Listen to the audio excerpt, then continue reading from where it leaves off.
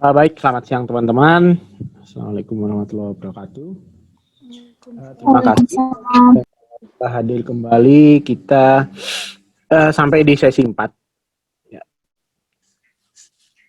Atau sesi terakhir untuk topik statistika. Di sesi ini kita melanjutkan pembahasan berdasarkan topik yang tadi, masih nyambung dengan yang sesi 3. Jadi basically di sesi 1-2 kan kita belajar konsep-konsep yang sering muncul ketika kita memakai metode statistik deskriptif. Nah, 3-4 kita beranjak ke metode statistik inference. Inference itu kita mengambil kesimpulan based on data yang based on sebagian data, ya, sampel atau data masa lalu untuk mengambil kesimpulan atas sesuatu yang belum terjadi atau sesuatu di kelompok yang lebih besar di populasi.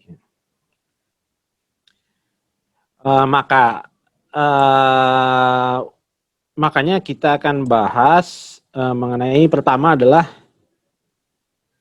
metode sampling. Ya, tadi kan karena kita membicarakan sesuatu yang belum terjadi, maka ada kemungkinan sesuatu tersebut tidak terjadi. Nah, kemungkinan itu direfleksikan ke dalam nilai probabilitas. Tadi kita udah belajar ada probabilitas discrete, continue, kemudian distribusinya seperti apa.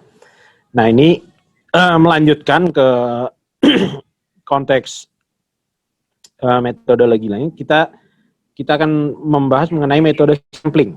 Ya. Jadi bagaimana kita mengambil sampel, apa itu sampel, kemudian bagaimana konsep-konsep dasar yang dipakai dalam sampling. Ya.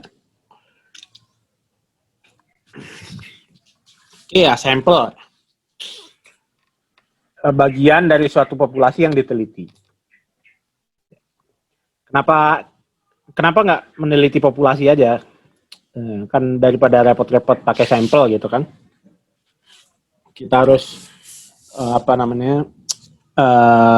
mempertimbangkan ya probabilitasnya berapa, kemudian representativeness. Ada dalam banyak hal, dalam banyak kasus, dalam banyak konteks, peneliti populasi itu tidak memungkinkan. Misalkan waktu yang terbatas, jadi penelitian itu kan ya waktunya terbatas lah, 3 bulan, setahun. Yang tidak memungkinkan kita untuk melihat satu persatu seluruh populasi. Kemudian waktu bisa juga berkaitan dengan biaya. Terlalu mahal kalau kita harus mengambil populasi, meneliti di level populasi. Kita ambil aja sebagian. Dan mustahil untuk mengambil data untuk seluruh populasi. Ini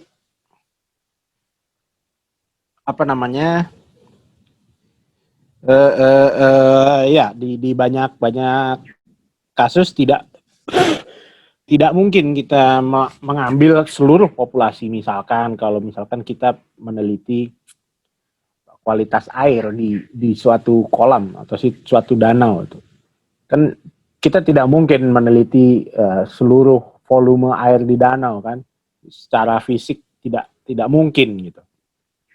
Kita ambil sebagian dari air danau itu, satu botol atau misalkan cek darah gitu kan, untuk mengetahui kualitas darah kan tentu hanya diambil sampelnya, nggak mungkin kita melihat seluruh volume darah yang ada di satu orang gitu.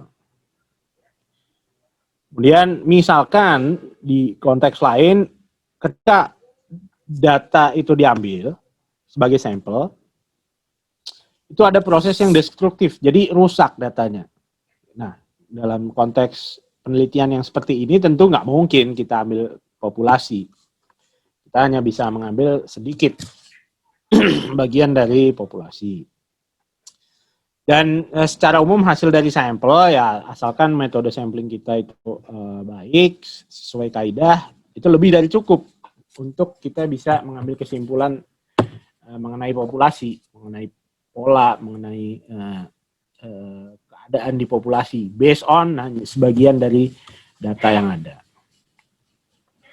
Oke, jadi sampel itu bagian dari populasi, ini faktor-faktor yang mempengaruhi kenapa kita ambil sampel. Nah, karena dia hanya sebagian dari populasi, maka tentu ada error. Kita harus mengakui adanya selisih. Ya.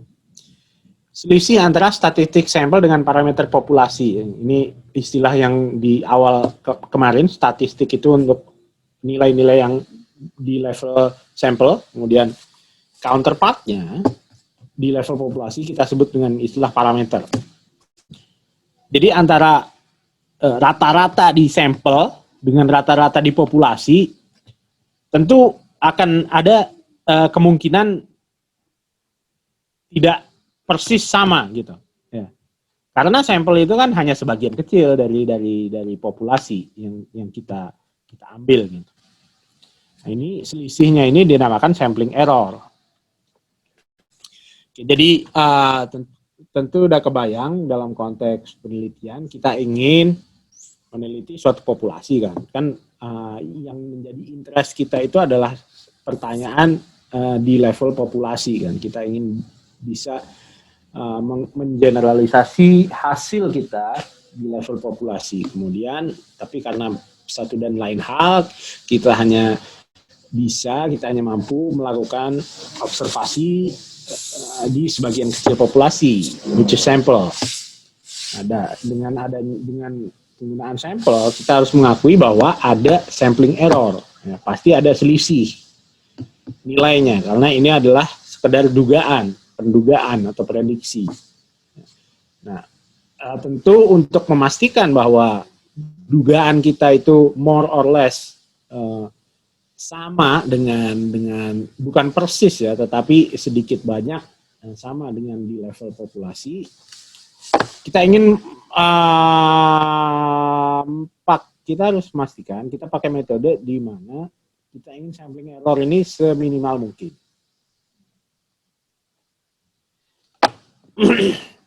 Nah, sampel itu punya sampel itu kan tadi punya statistik ya. Kita bisa hitung rata-ratanya, kita bisa hitung variansnya, standar deviasinya. Rata-rata dari sampel, jadi gini, katakanlah rata-rata dari sampel itu kan ada berbagai macam kemungkinan kan. Misalkan ini, katakanlah kita di satu perusahaan gitu. Kita interest kita hanya satu perusahaan ini aja nih, satu UMKM nih, karena jumlah yang punya jumlah pekerja 7 orang gitu. Terus kemudian 7 orang dia punya masing-masing punya gaji bulanan kan. Berarti ini populasi kita. Ya. Dalam konteks studi kita ini memang benar-benar kita hanya meneliti satu UMKM ini, dia punya 7 pekerja, masing-masing gajinya ini. Josem bla bla bla 7788 ini gaji per jam lah ya. Nah, oke. Tapi kemudian teman-teman bisa bayangkan kalau misalkan ini satu perusahaan tapi populasinya bukan 7, tetapi misalkan berapa? 10.000 gitu. Nah, ini perusahaan yang sangat besar. Kalau misalkan ini UMKM gitu, kita ingin meneliti misalkan berapa rata-rata gaji bulanannya. Kan ya sebenarnya kalau kita hitung itu kan bisa kan, karena cuma 7 kita jumlahin bagi 7 itulah rata-ratanya. Tapi bayangkan kalau misalkan perusahaannya ini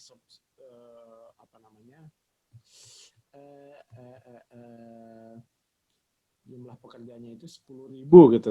Kemudian ya karena satu dan lain hal nggak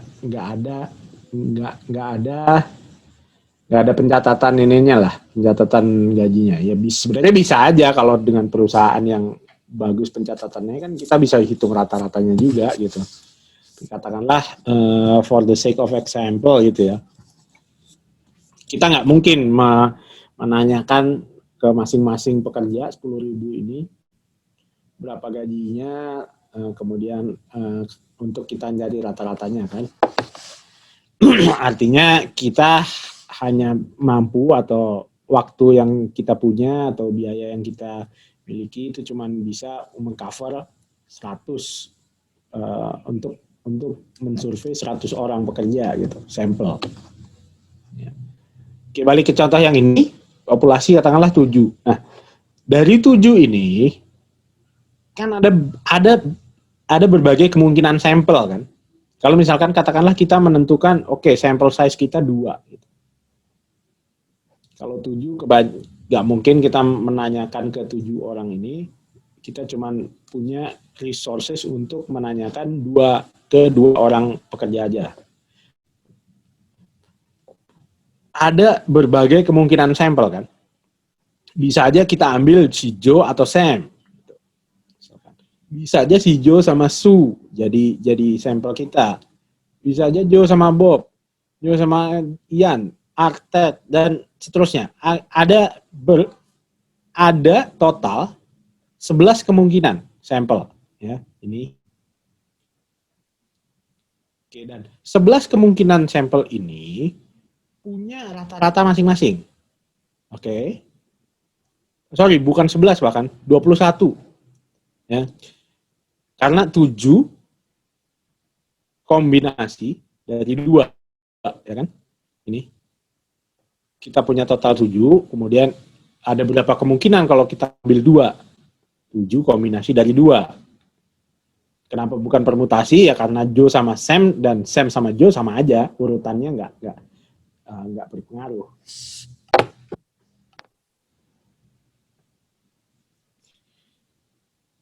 Oke, nah dari 21 kemungkinan ini masing-masing punya rata-rata. Nah, kalau rata-rata ini kita susun ke dalam distribusi seperti ini misalkan, kan kemungkinan pertama rata-ratanya 7 ya, karena Joe sama Sam masing-masing gajinya 7. Kemudian kemungkinan sampel kedua rata-ratanya 7,5. Sampel ketiga 7,5. Sampel ke-6, opsi kemungkinan sampel ke-6 rata-ratanya 8 gitu, dan seterusnya. Kemudian kalau kita kita rangkum ini rata-rata ini ke dalam distribusi frekuensi, jadi kayak di rata-rata 7 itu ada berapa kali? 1, 2, dan terusnya ada 3. Kemudian 7,5 ada berapa? Ada 9.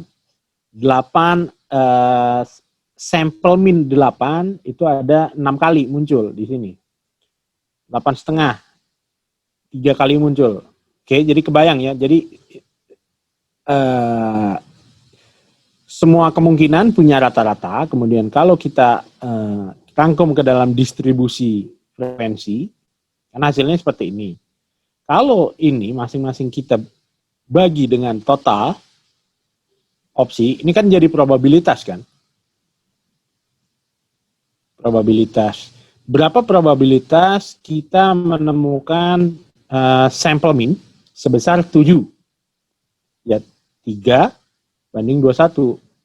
0,14. Berapa 7,5? 9 per 21. 42%. Jadi sampel min ini dia akan punya distribusi frekuensi dan distribusi probabilitas. Oke.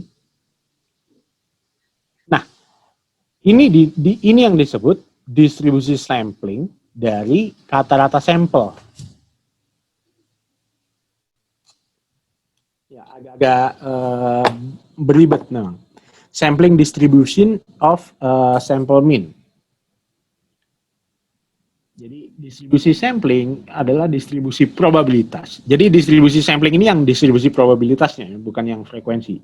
Frekuensi ini simply untuk menghitung probabilitasnya berapa. Jadi kalau kita punya sampel mean, daftar seluruh kemungkinan sampel mean, dan berapa corresponding probability-nya, maka ini yang disebut distribusi sampling dari rata-rata sampel. Oke. Nah, kemudian kita lihat di populasi ini kan bisa kita gambarkan ke dalam distribusi populasi kan. Distribusi populasi dari berapa gaji 7 ada berapa? 1, 2, 3. Oke. Gaji 8, 1, 2, 3. Gaji 9 ada hanya 1.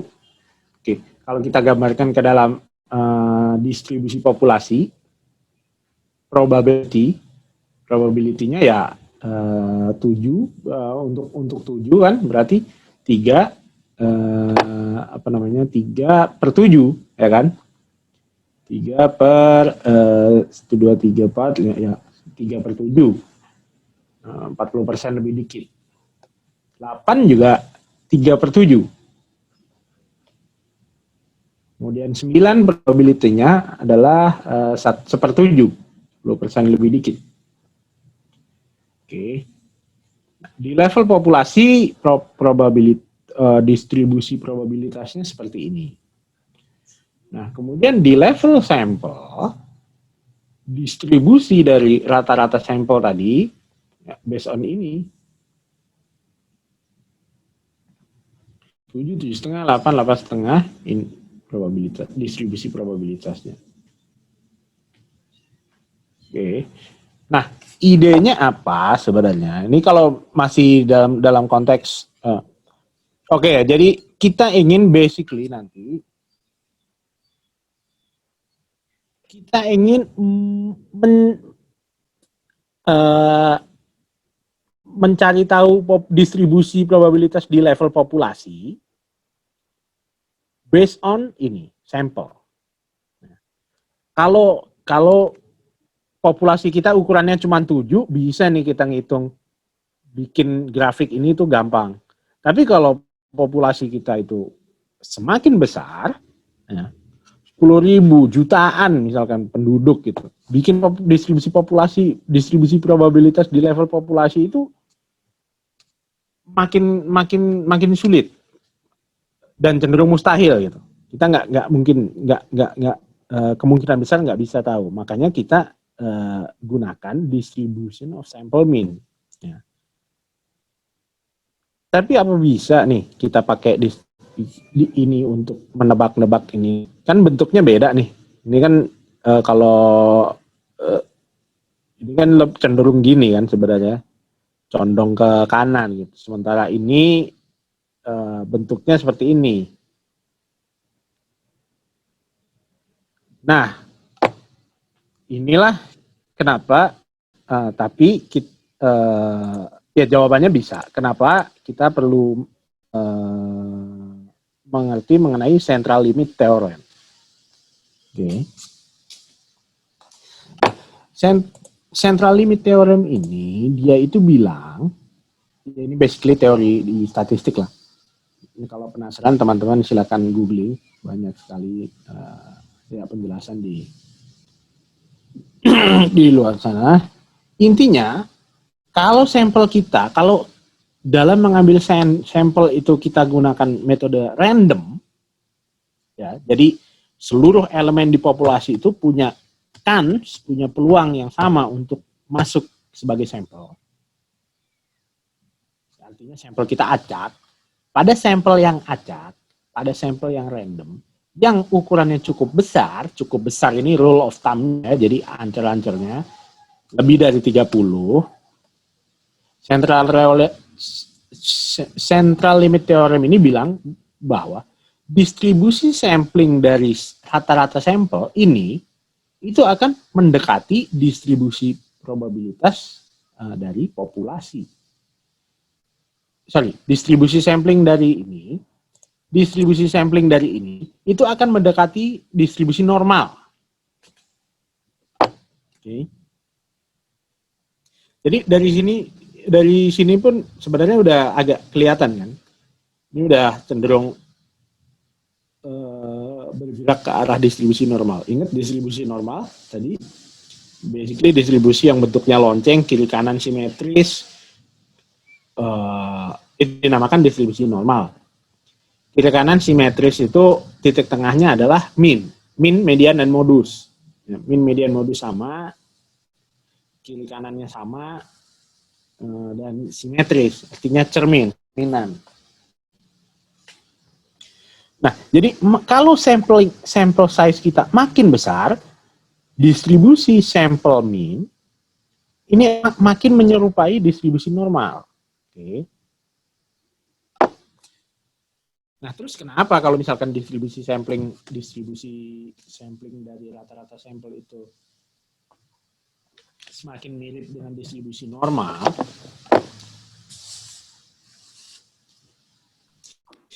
Pak, mohon maaf suaranya hilang.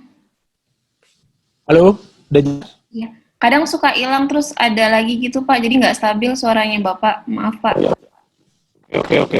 Bentar. Ya. Nanti kalau suara hilang lagi, tolong dikasih tahu. Ya, sampai ini ya tadi distribusi. Intinya semakin besar sampel kita. Kalau menghitung distribusi sampling tadi, dari rata-rata. Belum jelas kalau di saya Pak. Ya.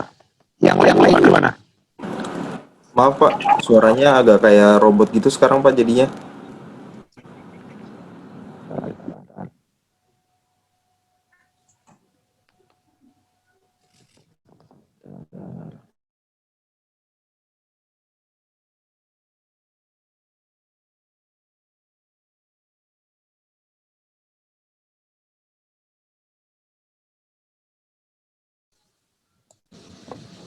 Tes. Gimana? Sudah Bagus Pak. aman Pak. Sudah bagus. Kasih. Oke. Aman Pak. Bentar.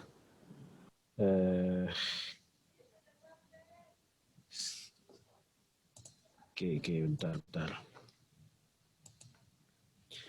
Oke ya, coba. Oke, distribusi sampling makin besar sampel, ukuran sampel, dia akan semakin mengikuti distribusi normal. Dia akan semakin akurat mengikuti distribusi normal. Kenapa ini penting?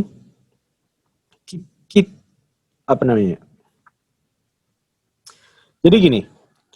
Kita kan most likely nggak akan tahu distribusi di level populasi. Nah, tapi kita tahu kalau sampel kita makin gede, distribusi sampling dari rata-rata sampel itu akan semakin mirip dengan distribusi normal. Dari situ kita bisa gunakan informasi ini untuk mengambil kesimpulan nanti. Jadi dengan kata lain, apapun bentuk distribusi di level populasinya, kita akan yakin central limit theorem itu bilang kalau di level populasi ini mungkin nggak distribusinya nanti nggak normal nih, bisa condong ke kanan, condong ke kiri, condong ini. Tetapi distribusi dari sampel min-nya itu makin besar sampel kita yakin kita bisa yakin bahwa dia akan mengikuti distribusi normal gitu. Jadi konsisten. Nah, dengan demikian kita bisa pakai nanti standar distribusi normal standar untuk ya mengetahui probabilitas, untuk mengetahui perbedaan rata-rata dari dua sampel gitu. Oke, misalkan kayak gini nih, misalkan secara grafis. Paling atas ini adalah distribusi probabilitas di level populasi ini. Ada berbagai kemungkinan. Ini bentuknya seperti ini. Jadi apa namanya, di rata-rata, di titik rata-rata ini apa namanya, justru probabilitasnya paling rendah nih. Probabilitas paling tinggi ada di sekitar nilai minimum atau nilai maksimum. Atau bisa juga di distribusi populasinya bentuknya seperti ini. Condong perfect ke kiri. Atau dia distribusinya sebenarnya uniform. Jadi di masing-masing titik ini probabilitasnya sama. Ya, atau seperti ini. Nah, kalau kita ambil sampel dari populasi ini, terus kemudian rata-rata sampelnya itu kita gambarkan ke dalam distribusi probabilitas, makin besar jumlah sampel yang kita ambil, bentuknya konsisten semuanya. Bentuknya normal, ya. Misalkan kita ambil dua sampel, bentuknya jadi seperti ini. Kita ambil sampel kita 6, bentuknya seperti ini. 30, bentuknya seperti ini. Di level N sama dengan 30, distribusi di level populasi berbeda-beda, tapi distribusi sampling dari rata-ratanya itu sama. Bentuknya ya, normal. Oke. Ini central limit theorem. Konsekuensi dari central limit theorem. Jadi dia CLT ini, dia memastikan bahwa kalau kita ambil sampel banyak, makin banyak kita punya sampel, maka distribusi rata-rata sampelnya itu akan mendekati normal.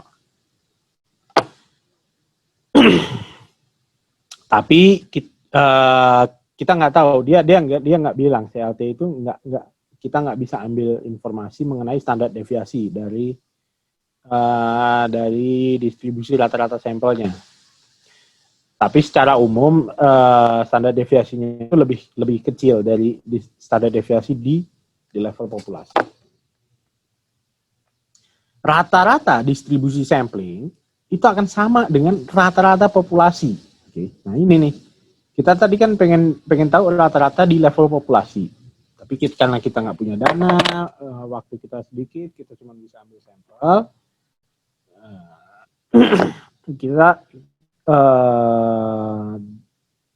Kita bisa dengan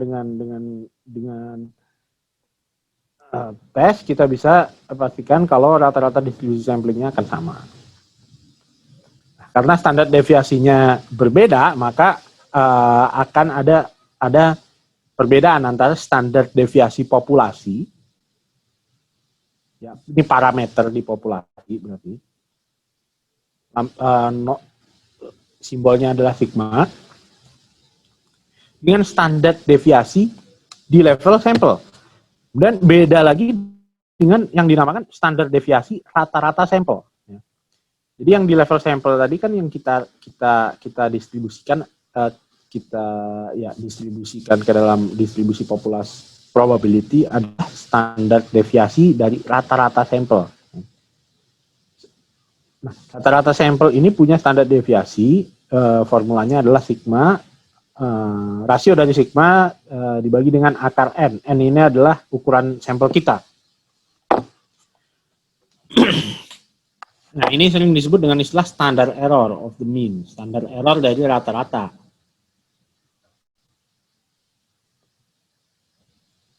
Oke. Nah, ini CLT, kemudian distribusi sampling dari rata-rata sampel ini konsep dasarnya. Dia akan dipakai ketika kita ingin melakukan estimasi. Nah, estimasi itu kita menebak, kita memprediksi berapa nilainya gitu. Apa yang kita estimasi, rata-rata, kemudian apa, median atau modus, ya nilai, intinya kita ingin memprediksi berapa nilai rata-rata atau nilai suatu parameter populasi. Estimasi ini ada ada 3 basically. Estimasi poin, jadi ya kita menebak berapa gitu di titik berapa, kemudian atau interval. Jadi tebakan kita itu bukan satu angka, tetapi angka itu akan jatuh di antara titik A atau titik B gitu. Titik A dan titik B, interval. Nah, kemudian dari interval itu kita bisa ekspresikan ke dalam confidence interval. Jadi berapa persen kita yakin bahwa estimasi kita akan jatuh di interval itu.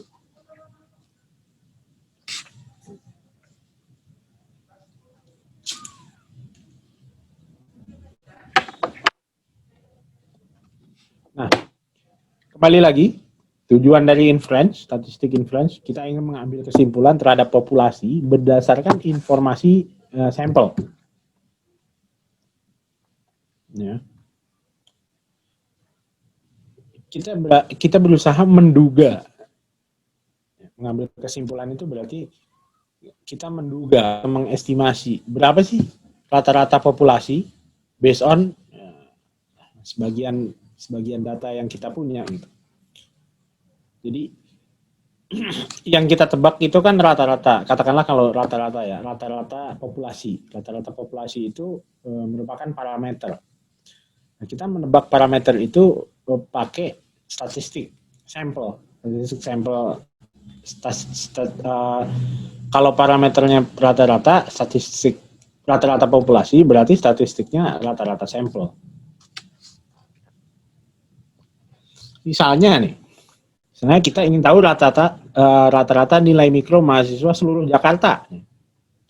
Oke, berarti populasi kita adalah mahasiswa seluruh Jakarta nih. Rata-rata nilai mikro ini adalah contoh parameter populasi ya. Karena dia rata-rata nilai mikro untuk mahasiswa seluruh Jakarta. Kalau kita pakai metode inference, kita melakukan pendugaan, kita bisa gunakan sampel. Daripada kita kumpulkan data seluruh mahasiswa di Jakarta,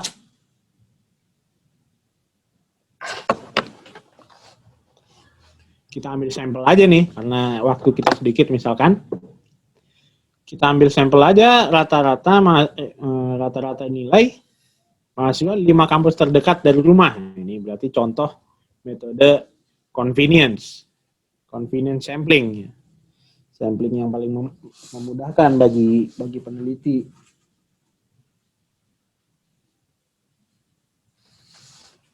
Ya. Oke, jadi rata-rata nilai mikro mahasiswa di 5 kampus terdekat ini adalah statistik sampel. Kita menduga parameter populasi berdasarkan statistik sampel.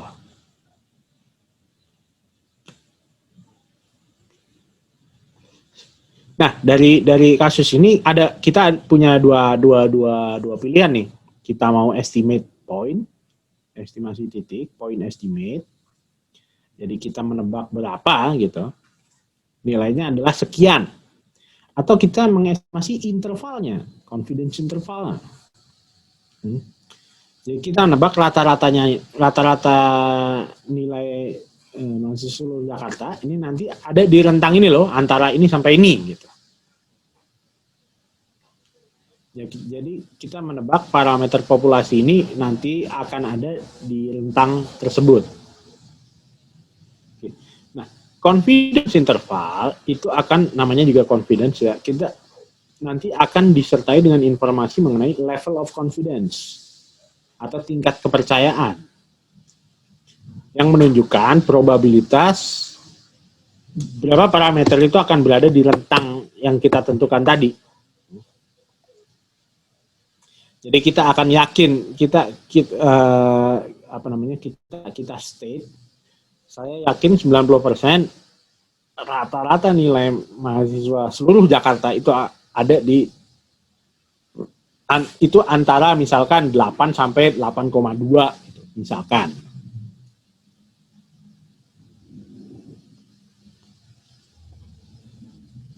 Oke. Nah, Oke, gimana kita menghitung confidence interval? Kalau kita estimasi titik, itu ya kalau point estimate berarti kita akan memilih nilai yang menjadi tebakan kita. Tebakan kita, dugaan kita terhadap nilai di level populasi gitu misalkan. Paling umum misalkan populasinya kan kita ingin menduga rata-rata nilai mikro di mahasiswa seluruh Jakarta gitu. Berarti ada dalam konteks satu nilai ada berbagai pilihan statistik di level sampel yang bisa kita pakai untuk menduga rata-rata tadi. Misalkan kita bisa pakai rata-rata di sampel deh. Jadi rata-rata nilai di 5 kampus yang kita ambil sebagai sampel tadi. Gitu. Misalkan di sampel kita rata-ratanya nilainya 7,5 gitu. 7,5 berarti oh ya udah rata-rata sampel ini kita pakai sebagai untuk menduga rata-rata populasi. Jadi kita bilang based on 5 kampus ini rata-rata mahasiswa nilai mikro mahasiswa seluruh Jakarta ya 7,5 sama gitu. Atau bisa juga bukan rata-rata, bisa juga kita pakai median. Kan bisa juga kita pakai median kan juga menunjukkan suatu ukuran yang menunjukkan karakteristik dari data kan. Jadi misalkan di sampel kita tadi mediannya rata-ratanya 7,5, tapi mediannya 6,5 gitu. Jadi ada separuh mahasiswa di 5 kampus itu nilainya di bawah 6,5, separuhnya lagi di atas 6,5. Jadi mediannya lebih rendah dari rata-ratanya ya, karena kan rata-rata itu gampang dipengaruhi oleh outlier kan. Jadi kemungkinan di data sampel kita ini ada beberapa mahasiswa yang nilainya perfect misalkan 10, jadi dia menarik rata-rata dari 5 kampus itu. Jadi kita menebak bukan pakai rata-rata sampel, tapi pendugaan kita based on median gitu. Jadi rata-rata nilai mikro mahasiswa seluruh Jakarta itu sama dengan 6,5. 6,5 ini apa? Median. Bisa juga. Ini contoh estimasi titik. Nah, titik kita berapa nilainya? 1 angka gitu. Atau bisa juga kita pakai modus gitu. Jadi based on sampel kita pakai berapa nilai yang paling sering muncul.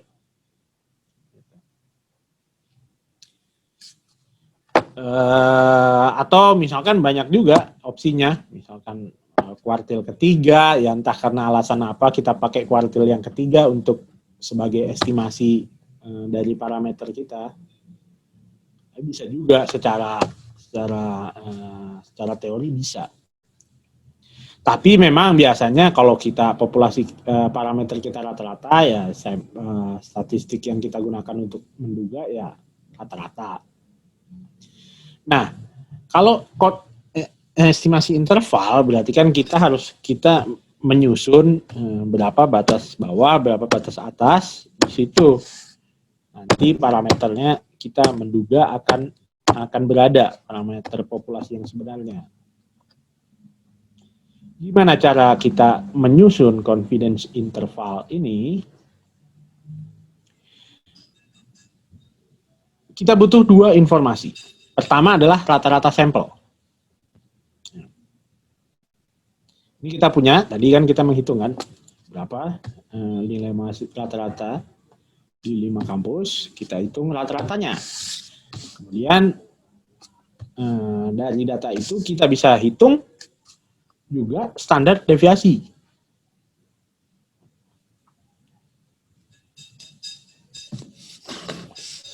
Nah, standar kemudian kalau kita punya 2 ini ada 2 opsi, kemudian ada 2 kemungkinan kasus yang kita hadapi gitu. Pertama adalah ketika kita tahu standar deviasi di level populasi, ya. sigmanya ini kita tahu nih angkanya berapa. Atau yang kedua, yang lebih umum, kita juga nggak tahu standar deviasi di level populasi berapa. Gitu. Oke. Jadi kita punya ini, kemudian kita cek apakah kita juga punya sigma. Kalau sigma diketahui, standar deviasi di level populasi,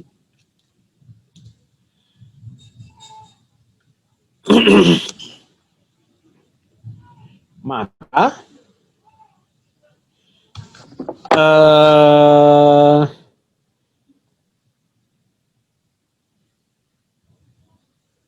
kita pakai tadi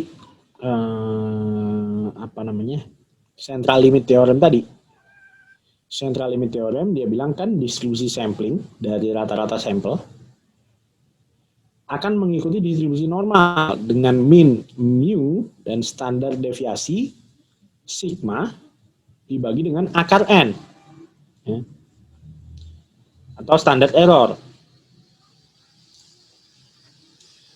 Kalau kita punya sigma, kita tahu sigma, maka kita bisa bilang 95% dari rata-rata sampel akan berada di rentang plus minus 1,96 kali standar error dari min. Hasil ini 1,96 kali ini. 99%-nya plus minus 2,58 kali standar error. Ya. Jadi secara grafis seperti ini.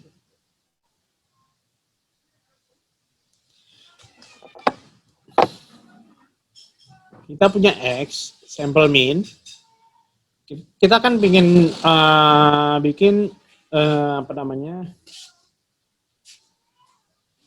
batas bawah. Berapa batas bawahnya, berapa batas atasnya?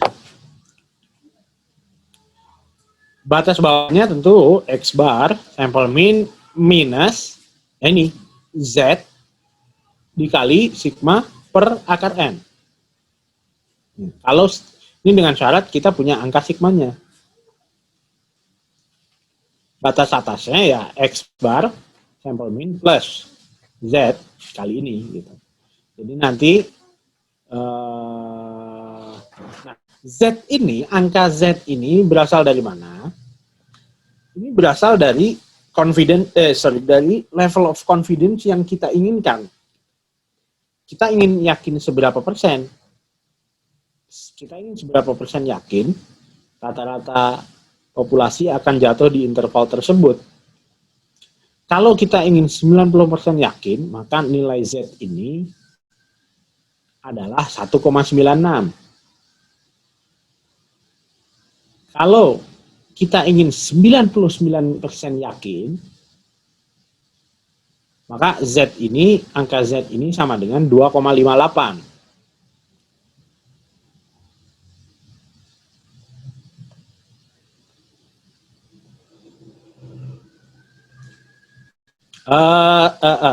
Oke. Ini tadi kita ada ini.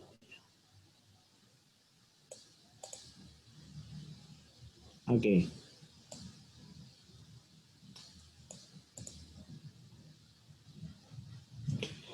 Oke. Dari mana dapat 1,96 atau 2,58 ini? Ya, sebenarnya 1,96 itu adalah Z value yang korespon dengan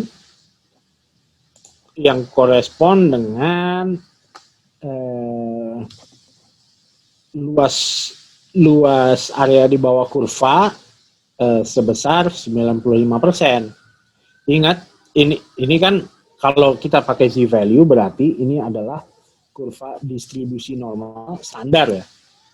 Kurva normal standar. Jadi kurva normal yang standar. Berarti di tengah ini adalah 0 dan standar deviasinya itu 1. Oke. Kalau kita ingin luas kurva di bawah luas area di bawah kurva ini sebesar 0,95, berarti kalau kita bagi dua, luas di sisi kanan ini kan 0,4750 kan. Ini kan 0,4750 tambah 0,4750 adalah 0,950. Ya.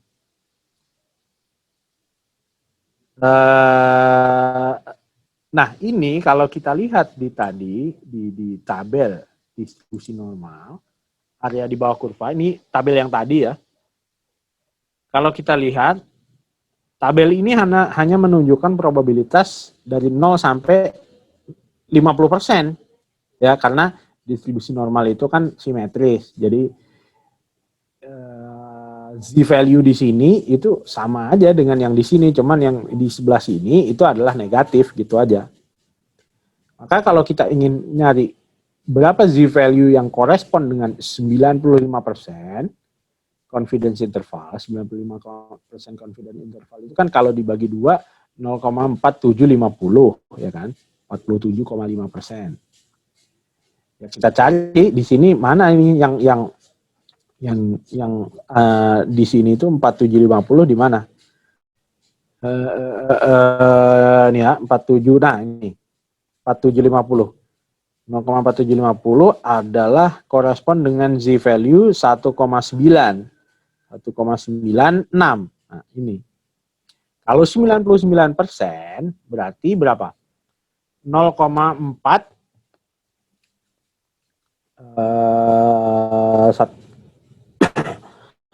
0,495 ya, 0,495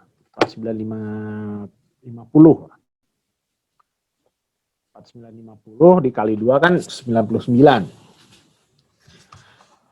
Maka kita cari berapa corresponding z value-nya ini 2,5 2,58.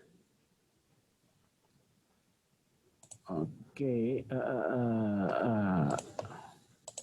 ya ini kayak ini ya. Nah, most likely situasi yang kita hadapi ini kalau sigmanya kita tahu angka sigmanya sehingga kita bisa susun angka ini, kita bisa hitung nih x bar kan sampel mean, kita punya sampel kita, rata-ratanya kita bisa hitung. Kemudian Z ini ditentukan oleh berapa persen kita ingin yakin confidence interval kita. N ini jumlah sampel kita. Berapa kita akarkan untuk membagi sigma. Nah, kalau sigmanya kita nggak tahu, maka kita pakai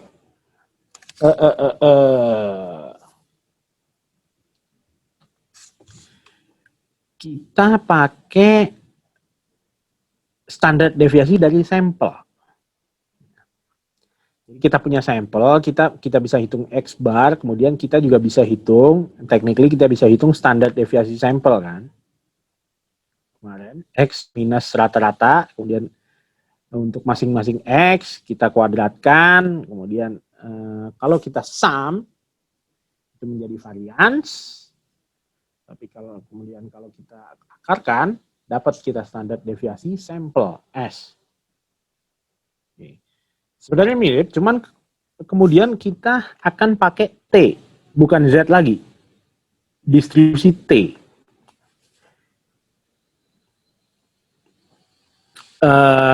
Ini bedanya, agak bedanya dengan distribusi Z. Dia sedikit lebih landai. Ya. Kemudian tabelnya agak sedikit berbeda. Ini contohnya.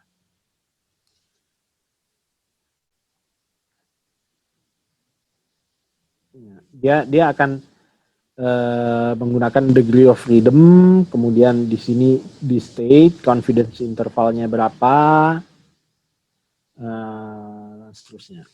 Ininya juga sama. Jadi di dalamnya ini bukan probabilitas, tapi di dalamnya ini adalah, di dalam tabelnya ini adalah nilai T-nya, T statistiknya. Contohnya misalkan, ya katakanlah, ya apapun itu, kita punya kita pengen tahu kan rata-rata di level populasi kan, mu berapa. Kita ingin susun confidence interval, tapi kita nggak tahu sigmanya. Kita ingin susun confidence interval di level 95%. Kita punya X bar. X bar ini adalah rata-rata sampel kita, 200. Ini tadi.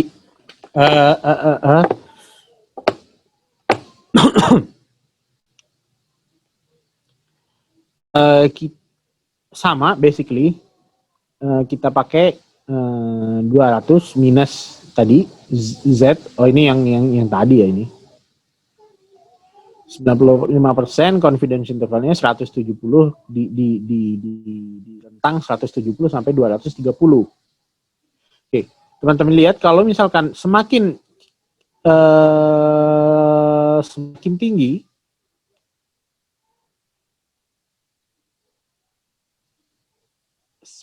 confidence tingkat kepercayaan, maka rentangnya akan semakin besar. Ya. Karena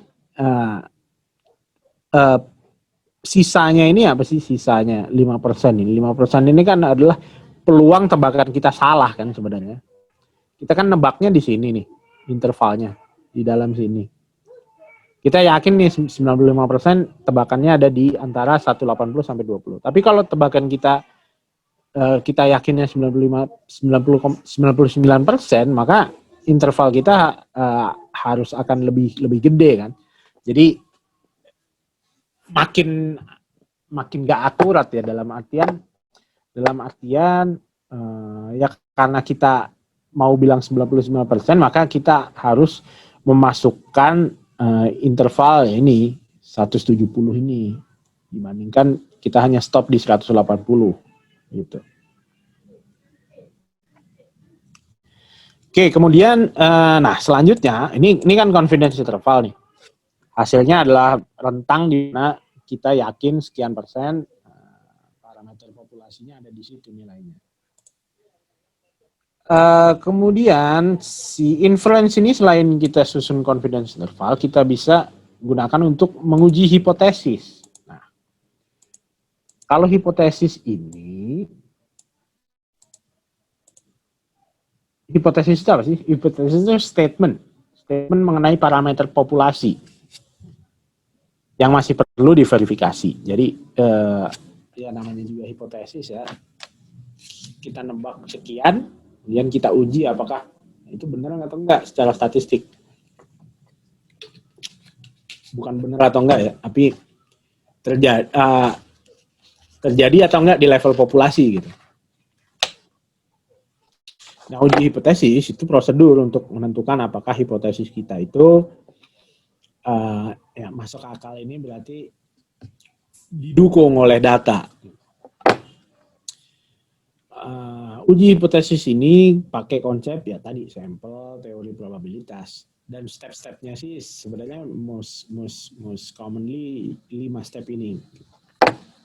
Yang pertama itu adalah kita state hipotesisnya, selalu ada 2 hipotesisnya itu, hipotesis 0 dan hipotesis alternatif H0, H1 atau HA.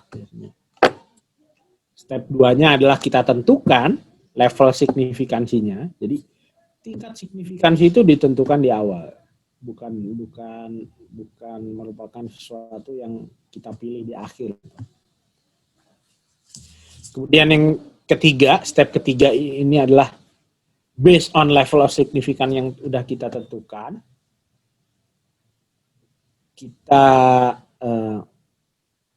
kita identify, kita cari tes statistiknya, nilai kritis dari di mana kita akan tolak atau kita akan gagal menolak hipotesis 0 kita.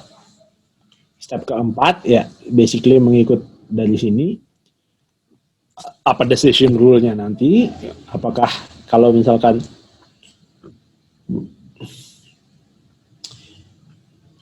hasil tes hitungnya itu lebih besar dari tes statistik, kita akan tolak atau kita gagal menolak. Ini di step 4. Kemudian yang terakhir adalah ya kita lihat based on ini, apakah kita akan gagal menolak H0 atau menolak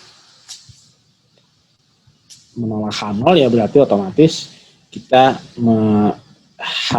hipotesis alternatif kita terima.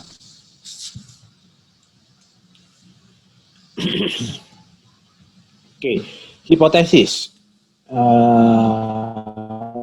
Kita harus state 2, hipotesis 0 itu adalah statement mengenai nilai parameter yang diuji. Jadi yang kita uji adalah H0 kita, bukan H alternatif ya. H alternatif itu berangkat dari H0, apapun yang tidak dikandung oleh H0.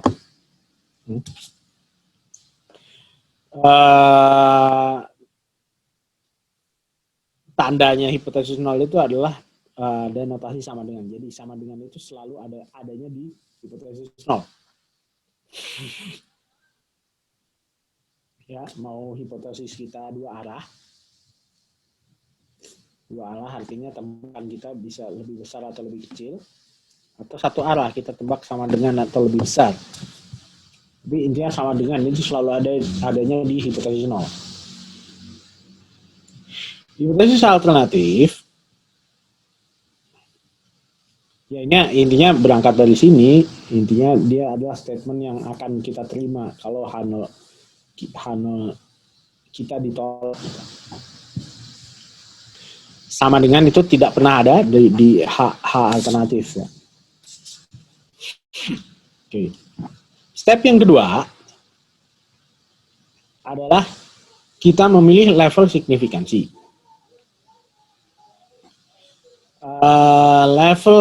Level of significance itu mencerminkan probabilitas kita menolak H0 ketika H0 itu sebenarnya yang terjadi, yang benar gitu.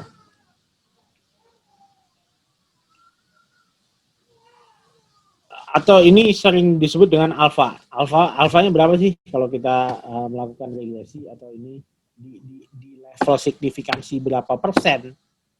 Gitu. Dia adalah probabilitas kita menolak H0 ketika ya H0 ini benar gitu. Jadi kan di level populasi hipotesis parameter populasi itu kan punya nilai yang sebenarnya gitu. Kita ingin menebak berapa nilai tersebut. Jadi bisa aja H0 kita itu berarti punya dua kemungkinan kan, dua kemungkinan hasil kan. Bisa aja H0 kita ini benar dalam arti dia mencerminkan parameter populasi, bisa aja dia salah. Based on uji hipotesis, kita bisa mengambil kesimpulan tolak H0 atau tidak tolak H0. Nah, kalau kita hasil uji kita itu tolak H0, padahal H0 kita itu true sebenarnya, maka kita kena error yang disebut tipe 1, error tipe 1 ya. Kita tolak H0 padahal dia sebenarnya benar. Atau false positif. Sebaliknya, kalau H0 kita itu sebenarnya salah, tapi hasil uji kita itu gagal menolak H0, kita terima H0, maka itu yang disebut type 2 error. Kita gagal menolak 0 padahal salah, false negatif. Jadi alfa tadi itu bisa juga kita lihat sebagai level risiko kita. Jadi seberapa besar peluang kita tolak H0 padahal sebenarnya dia benar gitu. Jadi type 1 error si alfa ini. Umumnya kan 5%, 0,1%, 5%, 1% atau 10% gitu kan.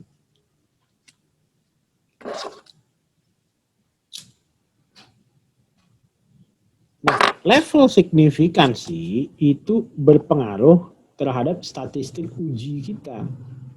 Nilai kritisnya nanti yang akan kita bandingkan.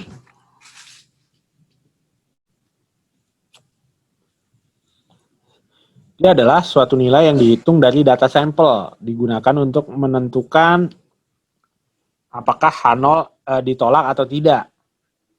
Jadi yang akan kita bandingkan statistik uji kita dengan nilai kritis yang ditentukan oleh level significance.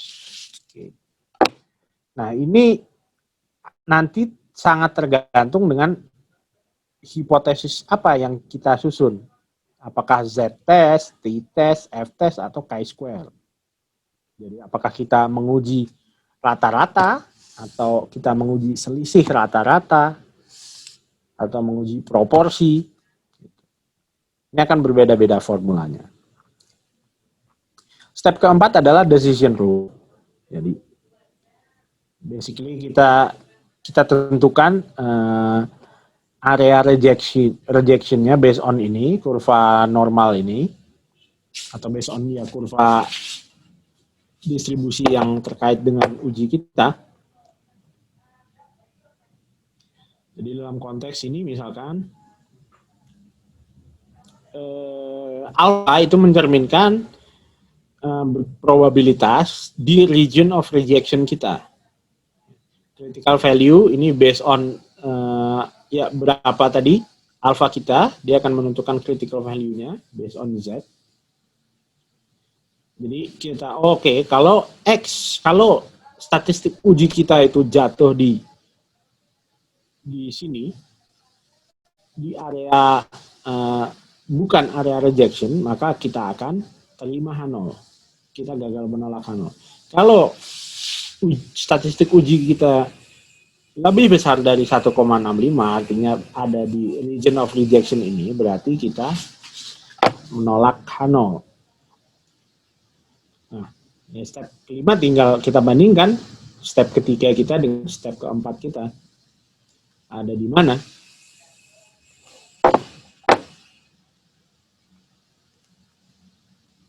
Misalkan kita statistik uji kita tadi rumus, kan kita hitung menghasilkan angka 2,37. 2,37 kan posisinya di sebelah kanannya dari 1,65 nih. Maka dia ada di region of rejection, maka kita tolak H0.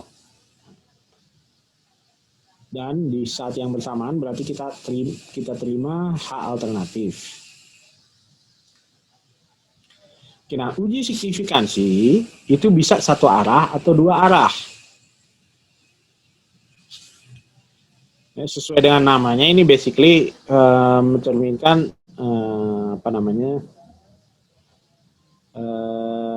region of rejection. Jadi kalau satu arah, one tail or two tail, one tail itu ya region of rejection-nya itu ada di satu sisi dari kurva normal.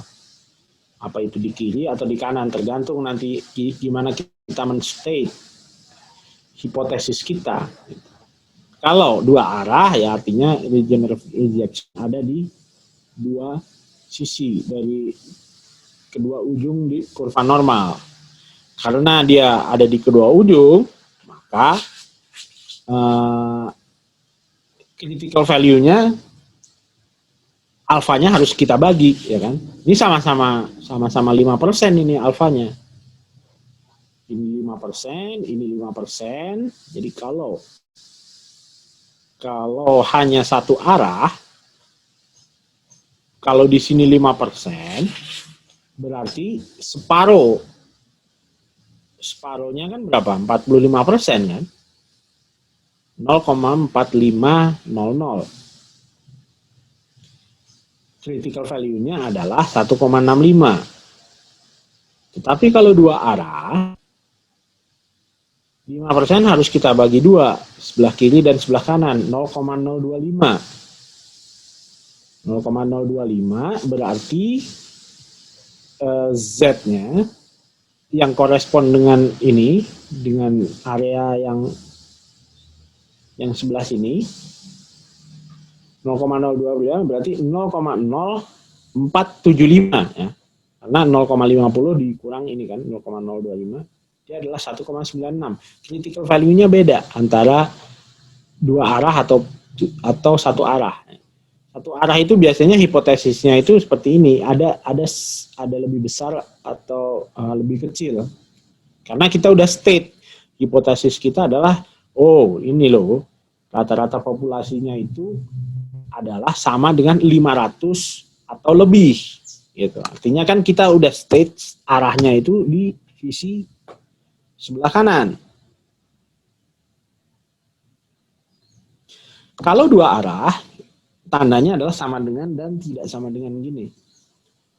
Jadi hipotesis kita adalah rata-rata populasi sama dengan 500. Alternatifnya kan tidak sama dengan 500. Tidak sama dengan 500 itu bisa jadi kurang dari, bisa jadi lebih dari.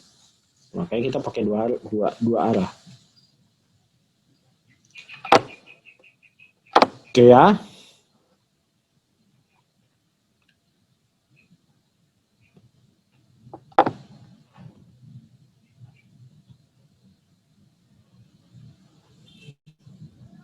Oke, kemudian tadi kan step-stepnya dari uji hipotesis. Sekarang ada beberapa variasi nih yang bisa kita pakai di dalam uji hipotesis. Misalkan paling umum adalah uji rata populasi. Ya. Tadi jadi kita punya populasi, kita punya hipotesis mengenai ratanya berapa. Tadi kan di contoh yang nilai mikro tadi, kita kalau misalkan kita estimasi, kita menduga secara point estimate, maka kita bisa pakai misalkan rata-rata sampel gitu. Nah, tapi tidak berhenti di situ, kita ingin uji apakah dugaan kita tadi kan based on rata-rata sampel itu benar atau enggak gitu. Kita bisa lanjutkan dengan stepnya uji hipotesis tadi. Oke, misalkan contoh lain ini, misalkan suatu pabrik furnitur produksi rata-rata mingguannya 200 unit dengan standar deviasi 16. Oke, kemudian tahun lalu, setahun terakhir nih, misalkan katakanlah 50 minggu, pabrik tersebut punya mesin baru. Nah, produksi rata-ratanya itu meningkat menjadi 203,5 unit per minggu ya. Mingguan nih. Nah, manajer pabrik atau ya kita ingin tahu nih, apakah rata-ratanya ini sama nggak sih sebenarnya? Jadi kan kalau kita lihat secara ini,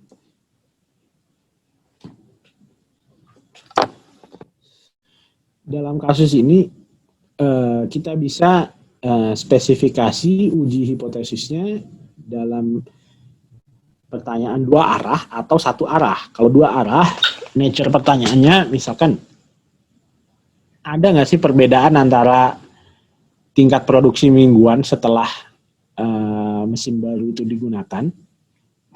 Ya, kalau misalkan kita lihat secara data, oke, ada 3,5 unit. Tapi 3,5 unit tambahan ini sebenarnya sama nggak sih dengan 200 secara statistik gitu? Ini kan hanya sampel dari total seluruh produksi yang dijalankan pabrik ini kan. Atau bisa kita state ke dalam satu arah. Jadi apakah penggunaan mesin baru ini meningkatkan? Jadi artinya naik.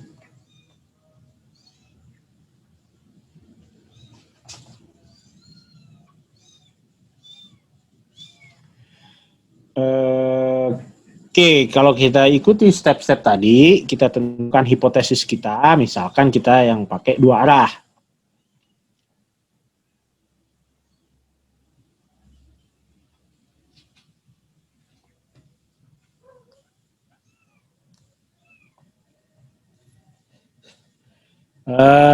Mu sama dengan 200. Hipotesis 0. Hipotesis alternatifnya adalah oke, tidak sama dengan 0. Tentukan level signifikansi, misalkan kita oke lah, kita pengen hipotesis di level 1%. Kemudian yang ketiga adalah kita mau pakai uji statistik yang mana nih? Z, UJT, atau chi-square?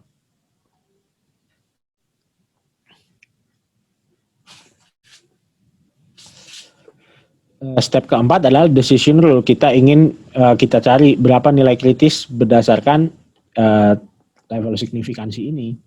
Ya.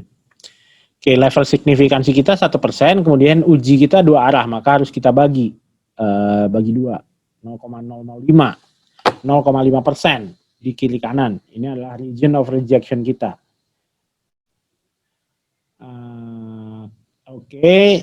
Area tolak H0 kita, kemudian berapa corresponding nilai kritisnya kalau kita punya region of rejection sebesar 0,005 di kiri dan kanan. Jadi kalau ini 0,005, area yang di sini dari 0 sampai ke sini kan berarti 0,4950, ya kan? 0,4950 ini tadi kita udah sempat cari 2,58. Oke. Berarti critical value-nya itu adalah pos 2,58 dan minus 2,58. Ya, karena kita 2 arah. Critical value kita ada di kiri dan ke kanan. Ya. Berarti decision rule kita akan tolak H0 kalau Z hitung kita, uji Z kita hitung pakai formula ini tadi. Z hitung kita itu lebih dari 2,58 atau kurang dari 2,58.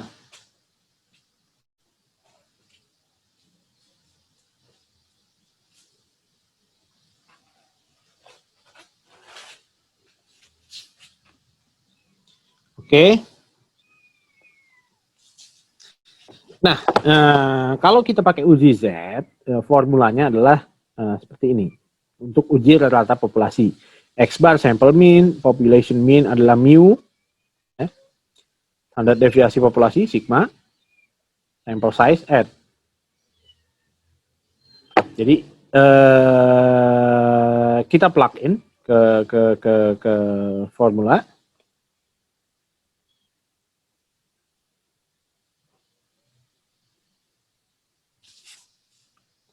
X bar kita yang baru 203,5, oke. Minus rata-rata populasinya 200, kan? Ya, historically rata-rata produksinya itu 200 per minggu, kemudian mesin baru 203,5. Mesin baru dipakai 50 minggu nih.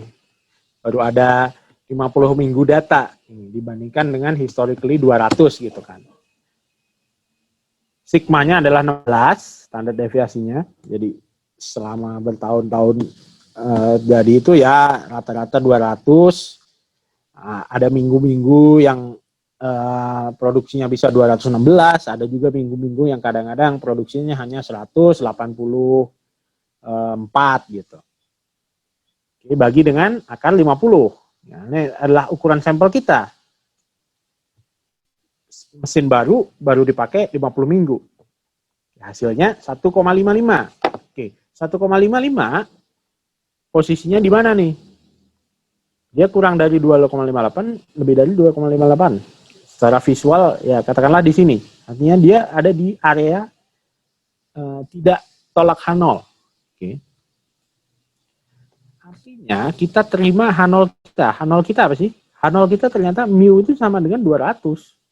Jadi basically rata populasinya itu tidak berbeda dengan 200. Jadi based on data sampel, kita nggak punya bukti secara statistik yang menunjukkan bahwa tingkat produksi mingguan itu berbeda dengan yang sebelumnya gitu. Bisa aja 3,5 unit antara produksi mingguan setahun yang lalu ini disebabkan oleh sampling error. Jadi sampelnya aja nih, kita kurang lama aja nih, baru ada setahun nih, oke. Ada penambahan 3,5 unit per minggu gitu. Tapi kalau based on sampel ini itu nggak beda sebenarnya secara statistik dengan 200. Jadi kalau sampelnya nanti semakin banyak ya mesin baru ini nggak ngaruh juga. Plus minus sama dengan 200 sebenarnya. Intinya seperti itu. Kalau misalkan satu arah, kita sama, bedanya hanya di hipotesisnya. Sekarang kita state bahwa kita ingin bilang bahwa apakah rata-ratanya itu meningkatkan. Rata-ratanya itu meningkat. Ya.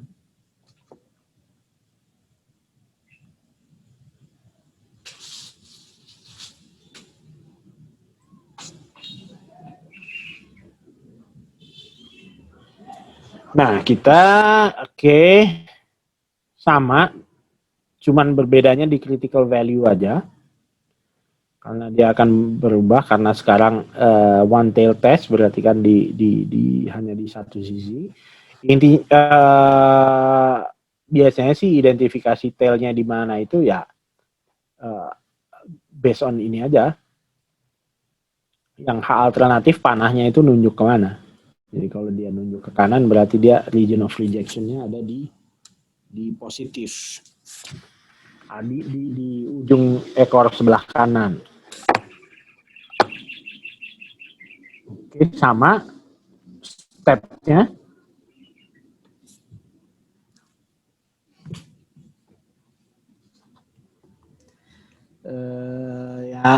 Bandingkan nilai Z-nya, kemudian karena kita punya nilai kritis yang baru 2,33. Ambil ini berarti 2,33 masih sama, berarti kita gagal menolak, artinya rata-rata populasinya itu kurang dari atau sama dengan 200.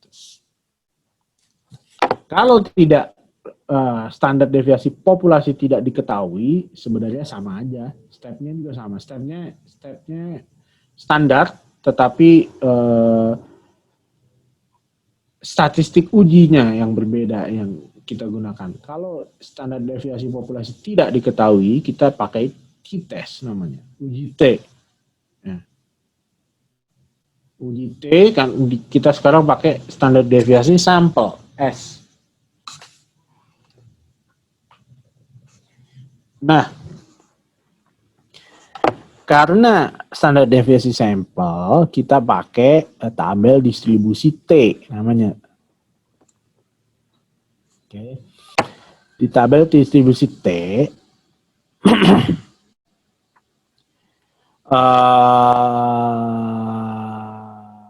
kita tentukan pertama kita harus tahu berapa degree of freedom. Degree of freedom dari ini adalah N-1. Jadi sampel kita -1 berapa? Kita cari di sini. Kemudian berapa level signifikansinya? Dan ini berbeda tentu antara one tail, alfanya berapa, dengan apakah tes kita dua arah, satu arah atau dua arah. Ya. Jadi kita cari degree of freedom-nya berapa, degree of freedom kita, kemudian uji kita apakah satu atau dua arah, tergantung alfanya. Dia hanya ngasih, ya dalam konteks tabel ini ya, misalkan biasanya dia akan ngasih yang alfa yang umum dipakai, 0,001 atau 0,01, 1%, 2%, 5%, 10%, 20%. Oke. Tergantung. Kemudian kita cari based on degree freedom dan alfanya. Berapa nilai kritis yang akan kita gunakan.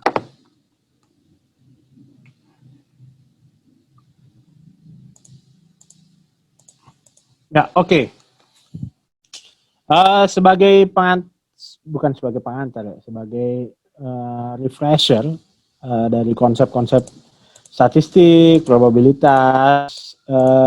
Sebenarnya, cukup sampai di sini memang topiknya. Silakan kalau ada pertanyaan dari teman-teman.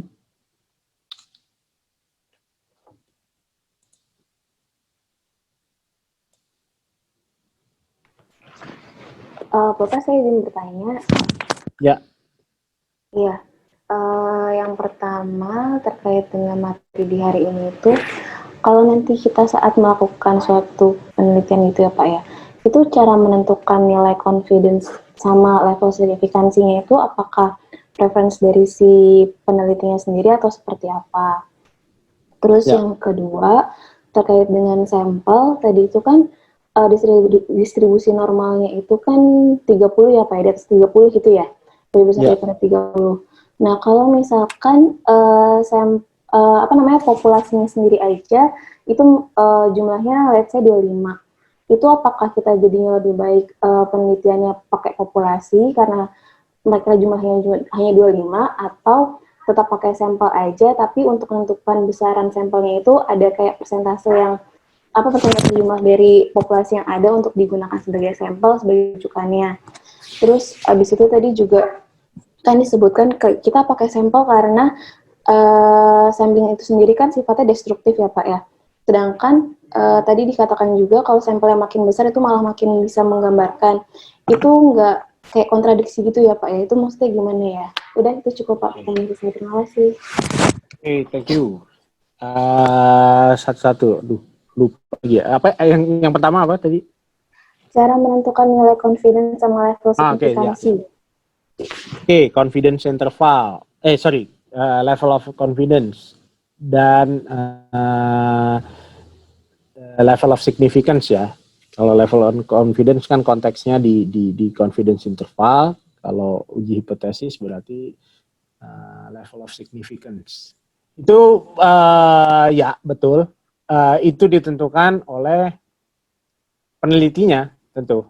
Kita ingin pada level berapa kita yakin dengan kesimpulan kita based on data yang kita punya gitu.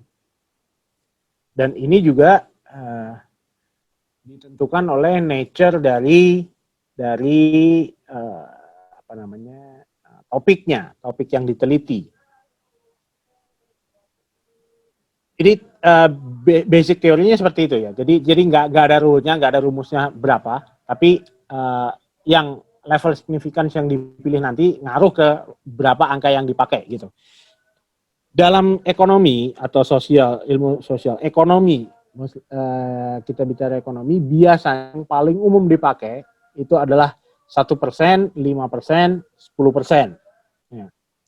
Jadi kalau teman-teman misalkan baca artikel ilmiah di ekonomi, hasil regresi, biasanya dia akan menampilkan level of confidence level, alfanya kalau nggak di level 1%, 5%, atau 10%. Yang biasanya dilambangkan dengan simbol bintang gitu. Misalkan kalau misalkan bintangnya 3 berarti hasil estimasinya ini signifikan di level 1% misalkan. Artinya hanya ada 1% peluang estimasi ini salah gitu.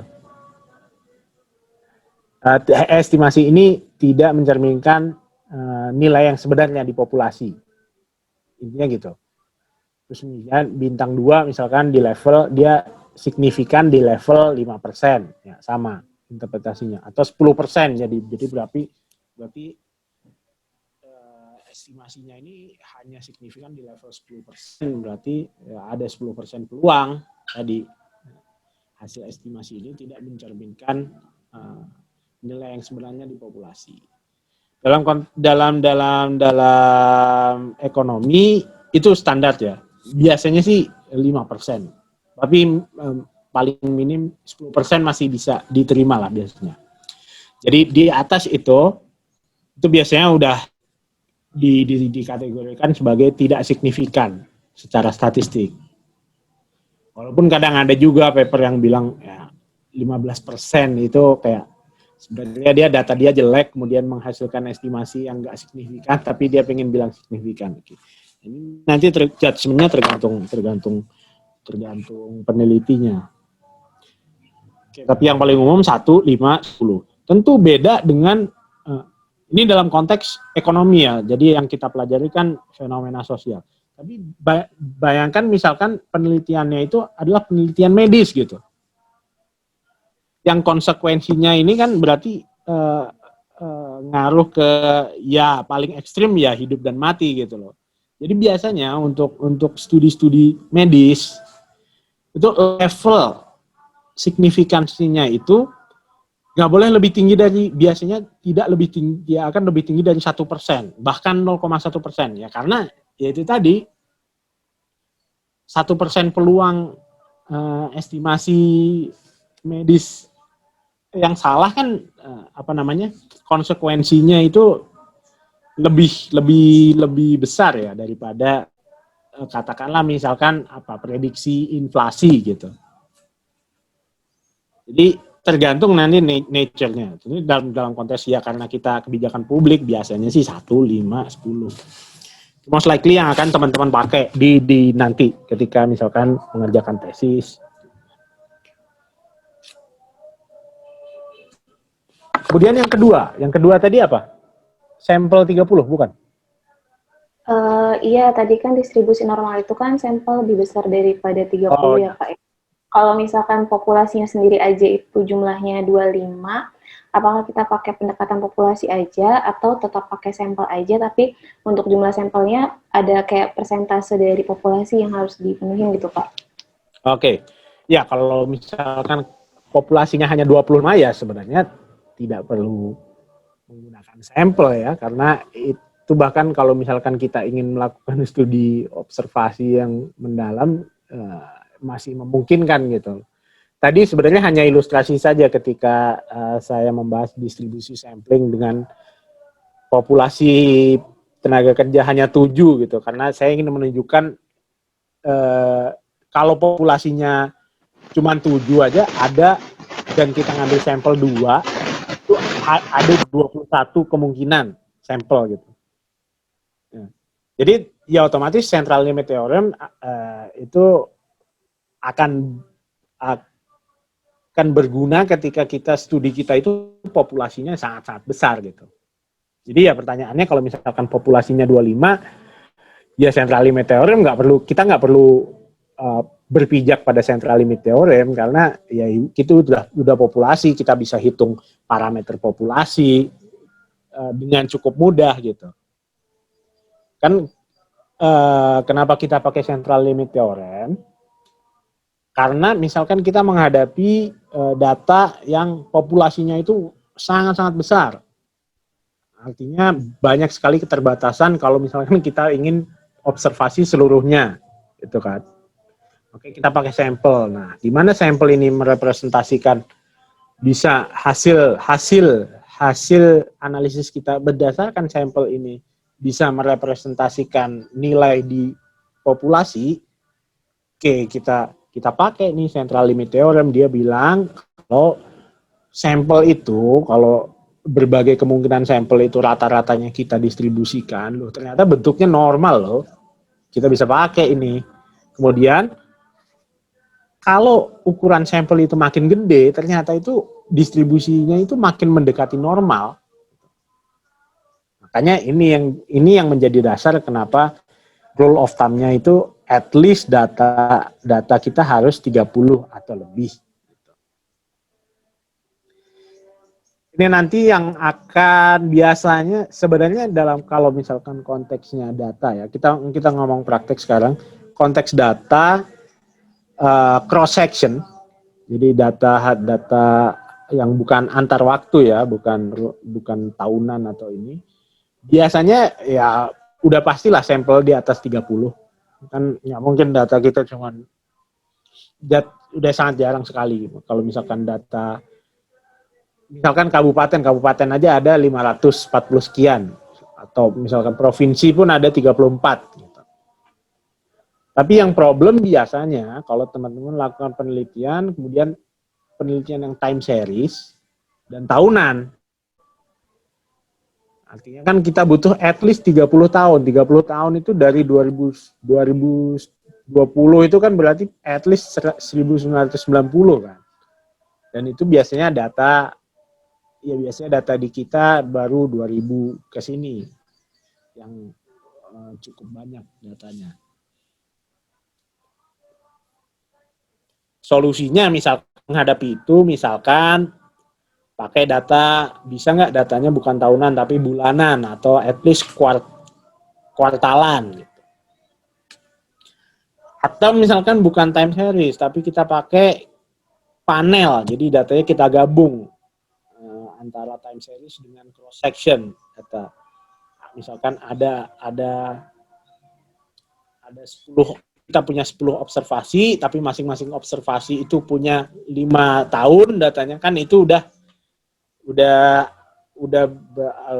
ada 50 observasi kan, 50 poin, yang 50 data poin yang kita punya, udah lebih dari 30 untuk bisa kita pakai central limit theorem. Intinya gitu, untuk konteks praktikal kenapa 30 ini untuk memastikan bahwa ya itu tadi distribusi sampling dari rata-rata sampelnya nanti akan mendekati normal, sehingga metode-metode selanjutnya yang mengasumsikan central limit theorem bisa dipakai. Kemudian yang pertanyaan terakhir tadi adalah apa? Lupa saya. Apa yang kenapa kita pakai sampel itu kan karena sampling itu sifatnya destruktif ya Pak. Oh iya ya. Jadi sedangkan sampel makin banyak itu kan makin merepresentasikan kondisi populasi ya. Nah itu kontradiksi atau enggak atau gimana gitu Pak? Maksudnya? Ya, sebenarnya itu artinya mengindikasikan ada trade-off ya. Ada trade-off antara kita mau ambil sampel sebanyak-banyaknya dengan nature fenomena yang kita teliti gitu. Kalau misalkan penelitian dalam ketika proses pengambilan sampel itu destruktif, artinya kan kita nggak bisa banyak-banyak nih ngambil sampel. Jadi kita sebagai peneliti harus menimbang nih antara seberapa nih yang pas sampel level ukuran sampelnya sehingga dia cukup representatif. Tapi ya misalkan pengambilan sampel darah deh. Ya oke, sampel darah itu kan berarti makin banyak jumlah darah yang kita ambil berarti ya ini saya terang aja ya, saya nggak tahu di konteks mediknya seperti apa. Tapi yang bisa saya bayangkan untuk konteks destruktif itu kan seperti itu kan. Jadi makin banyak. Tapi apakah makin banyak ini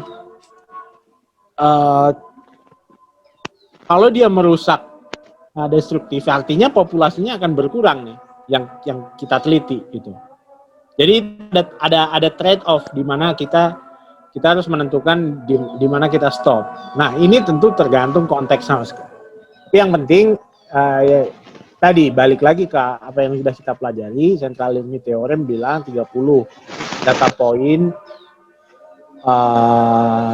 itu paling minim.